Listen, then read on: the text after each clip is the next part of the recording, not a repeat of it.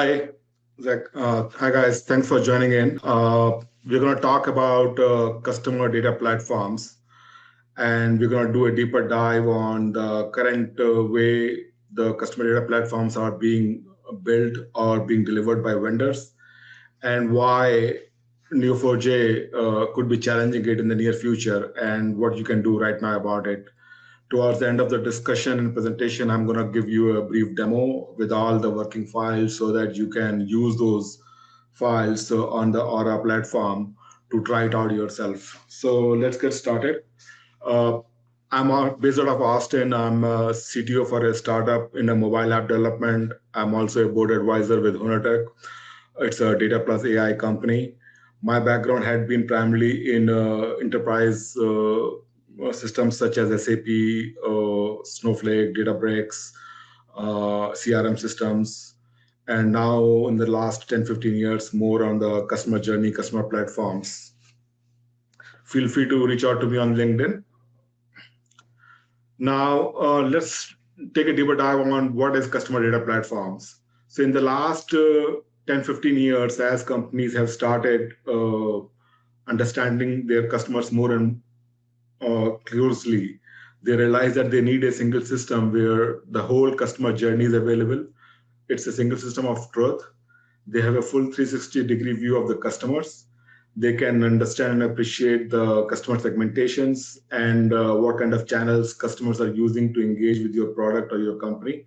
So that's the main need that customer data platform is serving right now. It provides a comprehensive view for each customer as well as the journey that a customer does with your company and with your product.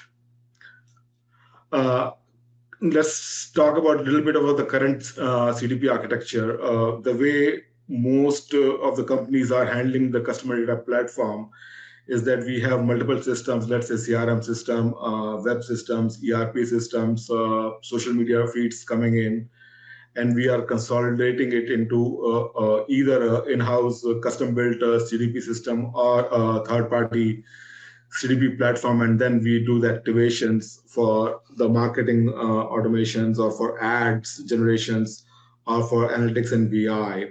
So that's the typical architecture for the customer data platforms. Now, what are some limitations of the customer data platforms that we see currently right now? Almost always, all the companies, they fail to integrate fully across all their source systems where the customer information is originating. So we see poor data quality. There is scalability issue. We design the system assuming that we will have 1 million customers, and slowly we did a acquisition and immediately our customer base is 5 million. Or we added new product offerings and sales volume jumped, and that's causing a bottleneck. ROI is always not clear on what are we trying to gain from the customer data platforms. And the biggest issue I have seen in the last 15 years is the real-time lack of real-time information. Oftentimes, these platforms do a batch loads or batch file movements to consolidate the customer information. And that has been the biggest pain point for the leaderships as well as the marketing team or the customer operations to truly appreciate and understand customers and serve them better. Now, this is where we are questioning the current paradigm. We believe that graph database, particularly Neo4j, is a game changer because graph database not only provides a scalable way to store customer information, customer journeys, but at the same time, it allows us to store the relationships. In the current traditional customer data platforms, all of them that are out there, I mean, there are a few I can name, Segment, Telium, Salesforce, and anyone who knows if there is any CDP that is built on graph technology, I would love to hear that. I do not know. So what we are trying to say is that a customer journey is the multiple relationships that are tied together over a period of time. The history with the customer, how the customer has interacted, whether the customer has grown bigger or have shrunk smaller, where are the customers located. So there's the relationships that we need to put together in our database or in our systems to really appreciate it. and Graph database serves it very well. Uh, there's a native relationship modeling that allows to better see the relationships within the customer's journey. For example, what customer ordered, when they ordered, where they ordered, and where they shipped it. Uh, so that is possible with Neo4j. If we were to do that in a traditional database model, it's going to be multiple joins. If I have placed an order on Amazon, one order, 4 items, and I try to ship each item at 4 different locations as a gift item, I'm going to have at least 3 tables: order header table, then second table would be order detail table, and the third table would be a shipment line table that will show where each item got shipped. So at a minimum, I need 3 tables to build the same thing on a traditional RDMS system. And if I were to do analysis on show me all the items that I shipped to Chicago, maybe because I want to build a warehouse in Chicago to serve my customers better. In that case, the query would be very expensive on RDBMS systems, but it's going to be real fast on any kind of graph technology. So that's the real-time insights that we can get, and it scales very well. The way Neo4j or Graph database stores the information is typically in the files. Each node is a file, each relationship is a file, and the file has the attributes or features for that node or for relationship. And that's pretty much more about Neo4j. I mean, right now it's the #1 market leader. I think Walmart uses it. I have been using Neo4j on and off for the last 4 or 5 years. One of the good thing about Neo4j is that it builds the enterprise security in the ground up. Oftentimes I've seen products, they come with rudimentary governance, and Neo4j has been having the governance and control from the very beginning, from the ground up. You can do pretty much all the capability needs that you have from the customer perspective on Neo4j platform right now. Why graph database? We touched about it. It simplifies the relationships between the customer journeys. So unlike joining multiple tables, you are dealing with a graph model that preserves the relationships. I gave example earlier, customer places an order, and let's say the customer has placed some order in the past where they ordered some product with vibrant colors. Now that is a preference or feature that you store. Down the line, you can use that in a recommendation system. It's real time, very fast. It traverses very quickly across each nodes. It's used for pattern detection. For example, I gave you example where if I have ordered something of a vibrant color, I can quickly see what kind of preferences the customer had. And based on that, I can tailor my product offerings for the customer needs. The other good feature about Neo4j is the flexible schema. You can change the schema on the fly. You can add new attributes, new nodes, new relationships. That is a big challenge on a traditional RDBMS. I mean, you can do that in NoSQL, but NoSQL does not store relationships so nicely. Some of the relationships, some of the limitations we talked about compared to RDBMS. RDBMS has a very rigid schema of relationships. It's primarily the batch processing is what is used in the current CDP platforms out there in the market. The customer journey and the customer profile is not stored consistently across the board, so it's very fragmented. Query execution takes time if you have multiple joins. I gave the example of 3 tables that was easy, but if you were to join 50, 60 tables, it's going to be humongous. Analytical capability, it depends upon the RDBMS. You have to basically use third-party tools to do the analytics or any kind of AI ML on that with Neo4j is built in. Cost of ownership, again, it depends upon your use case. But in general, for a CDP type of scenario, your cost grows over time significantly because you're trying to add those capabilities that RDBMS typically don't offer, or the traditional CDPs out there that don't offer out of the shelf.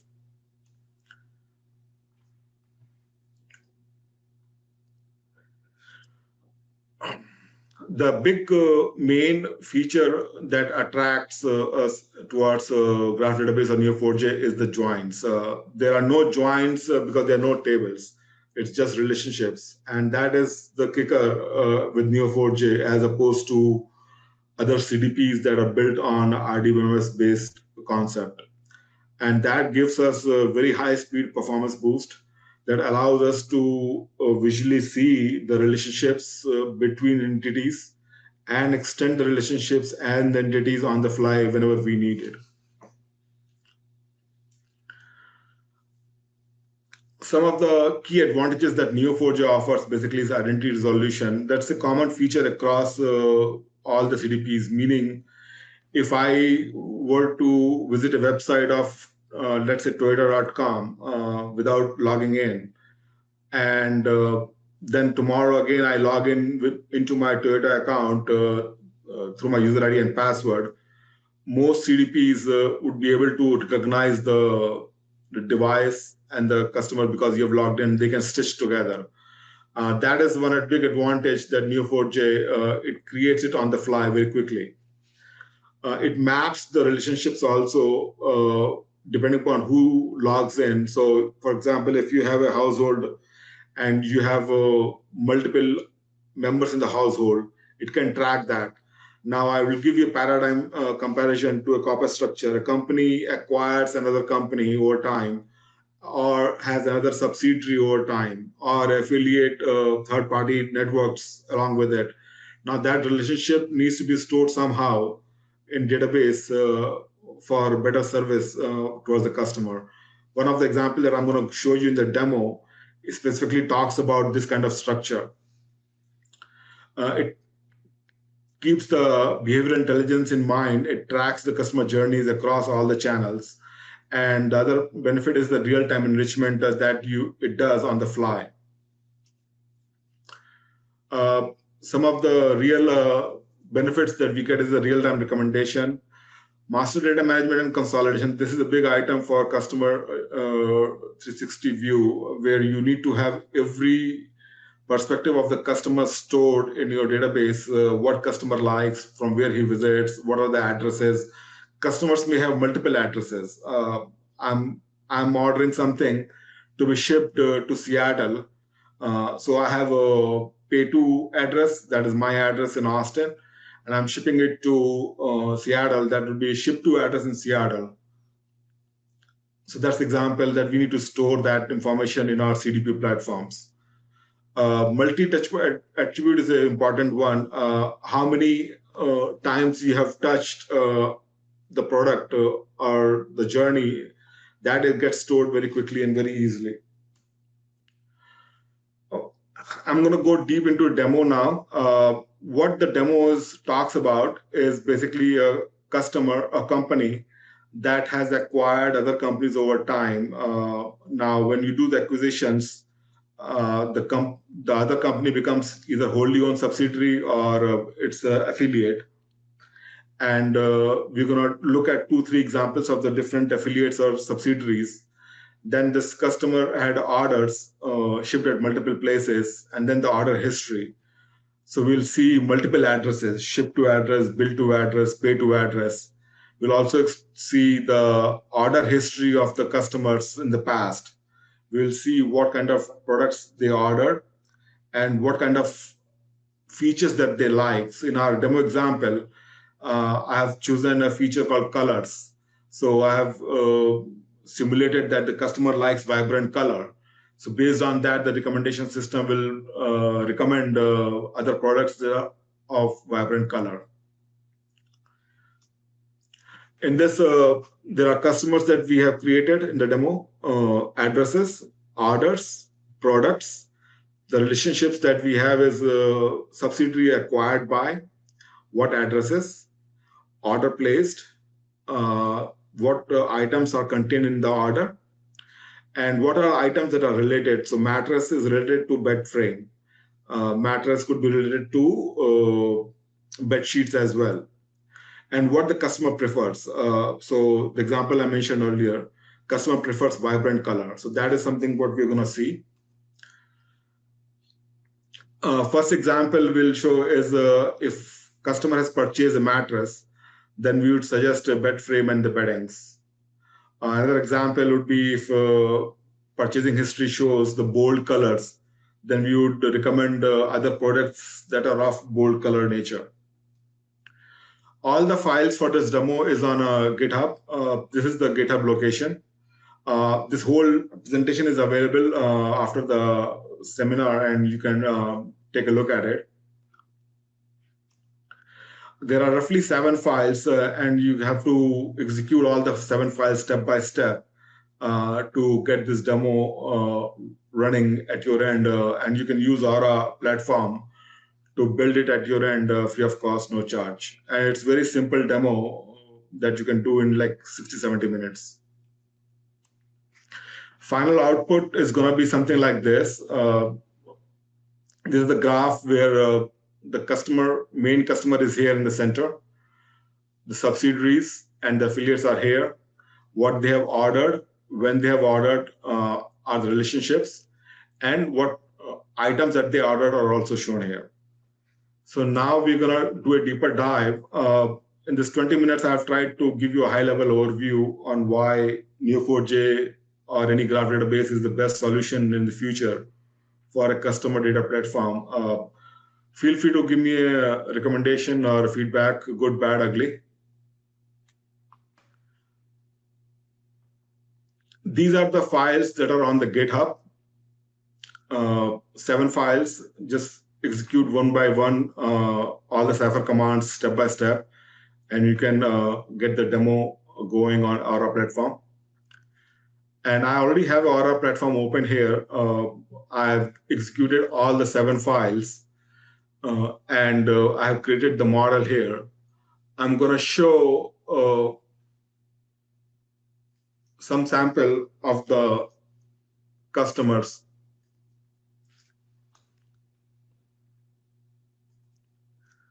So our customer is Global Home Furnishings, and it acquired another company called Premium Sleep Systems. Another company that is an affiliate is Comfort Living Solutions. As another subsidiary, Elegant Bedroom Bedding Company. Another one is Premium Sleep Systems. So now that's the complete big picture of the customer that I have created in the demo.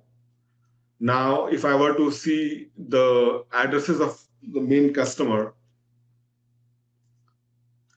these are all the addresses I have for this customer: bill to address, pay to address, ship to address. If you recall the example I gave you from the Amazon, I place an order, I'm the bill to, the invoice is going to come to me in Austin. I have ordered the items for my friend in Seattle. The ship to would be the Seattle address. But I have authorized my bank to pay on my behalf, or my friend to pay on my behalf, and that's the bill to address. So that's the kind of way you can think in your head, what is the difference between these addresses. Now, if I were to look at the whole map of the customer,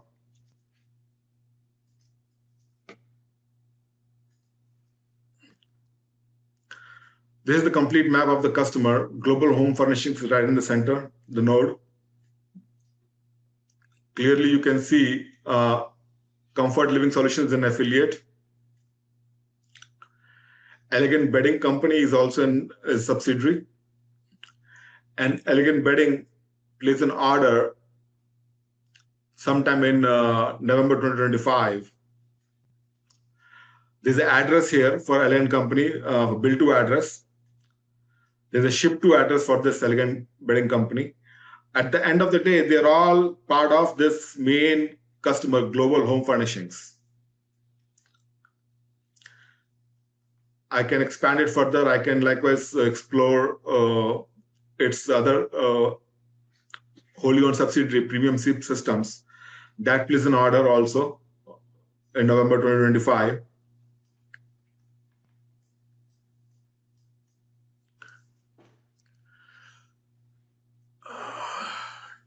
Now, I'm going to run a query to see the complete ecosystem of the customer.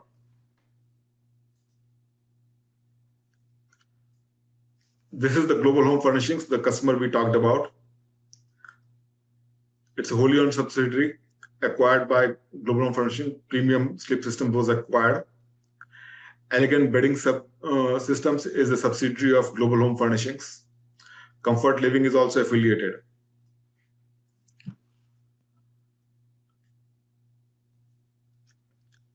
If I were to get an addresses, I can get all the addresses. Let's see if I can get a purchase history for mattresses. So these were all the purchases made.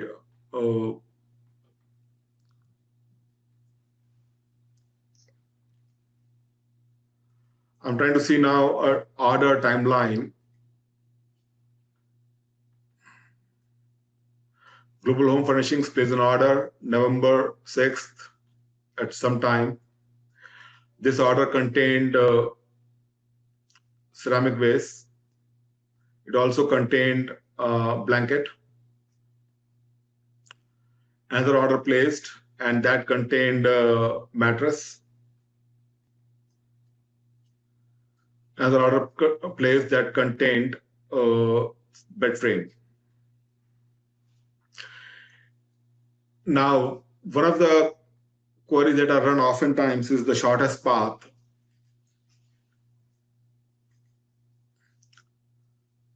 This is the shortest path right now. Global Home Furnishing acquired Premium Sleep Systems.